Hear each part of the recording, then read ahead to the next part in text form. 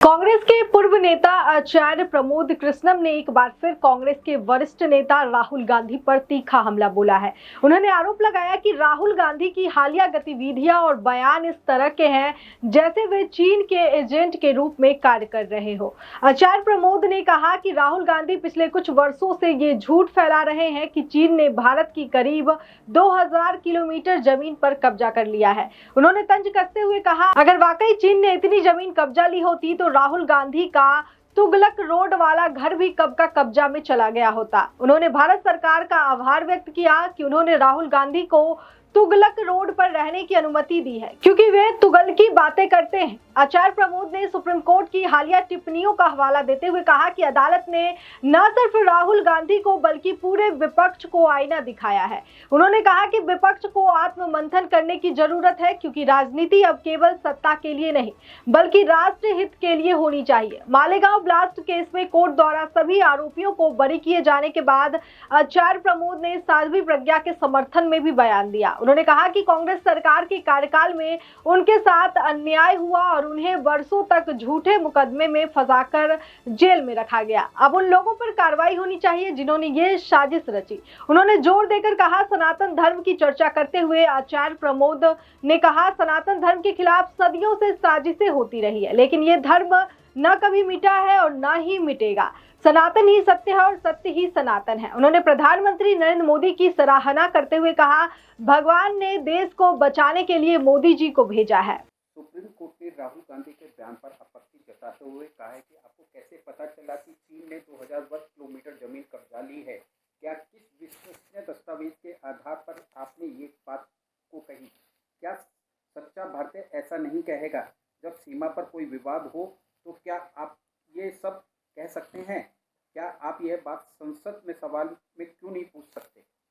देखिए, supreme court की जो टिप्पणी है वो पूरे विपक्ष के मुंह पे तमाचा है, और राहुल गांधी जी की जो हरकतें हैं, जो उनकी बातें हैं, उससे तो ऐसा लगता है जैसे राहुल गांधी जी चीन के एजेंट हैं।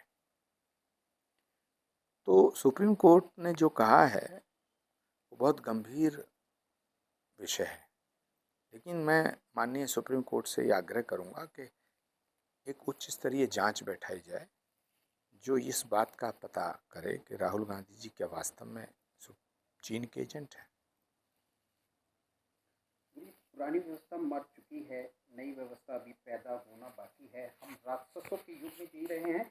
भारत के लिए आगे क्या रास्ता होना चाहिए? देखिए, सनातन धर्म को मिटाने के लिए बहुत बहुत साजिशें हुई हैं, सदियों तक षड्यंत्र हुए हैं, और सत्य को मिटाने के लिए, सनातन को मिटाने के लिए आसुरी शक्तियाँ हमेशा काम करती रहती हैं, निरंतर काम करती रहती हैं, लेकिन सनातन ना मिटा है ना मिटेगा। और इन आसुरी शक्तियों का इलाज करने के लिए ही भगवान ने इस धरती पर नरेंद्र मोदी को भेजा है। मुझे आखिरी सवाल, मालेगांव के में सभी को आरोपियों को बरी कर दिया गया है, लेकिन साध्वी प्रज्ञा ने कहा कि उनको बहुत ही ज़्यादा टॉर्चर किया गया, जिसमें कि मोहन भागवत जी का नाम लेने को साध्वी प्रज्ञा के ऊपर बहुत जुल्म हुए हैं, और जो अदालत ने फैसला दिया है जिसमें साध्वी प्रज्ञा को निर्दोष ठहराया गया है और बाइज्जत बरी किया गया है, तो ये उन जालिमों के सामने एक बहुत बड़ा सवाल है जिन्होंने साध्वी प्रज्ञा के ऊपर जुल्म किए। और कांग्रेस पार्टी की हुकूमत में ये ज़्यादतियाँ हुई, और मुझे बेहद अफसोस के साथ कहना पड़ रहा है कि उस वक्त मैं भी कांग्रेस के साथ था। कांग्रेस पार्टी में राहुल गांधी के इर्द गिर्द कुछ ऐसे लोग हैं जो सनातन से नफरत करते हैं, जो भगवा से नफरत करते हैं, तो भगवा को आतंकवाद से जोड़ना चाहते थे।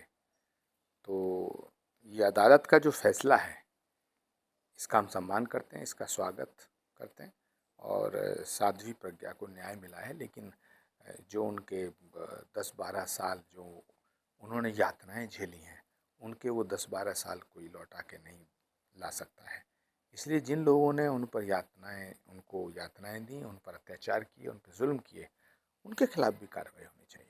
तो इस खबर पर आपका क्या कहना है? कमेंट करके हमें जरूर बताएं। बाकी देश और दुनिया की तमाम खबरों के लिए देखते रहिए लोकहित क्रांति न्यूज। नमस्कार।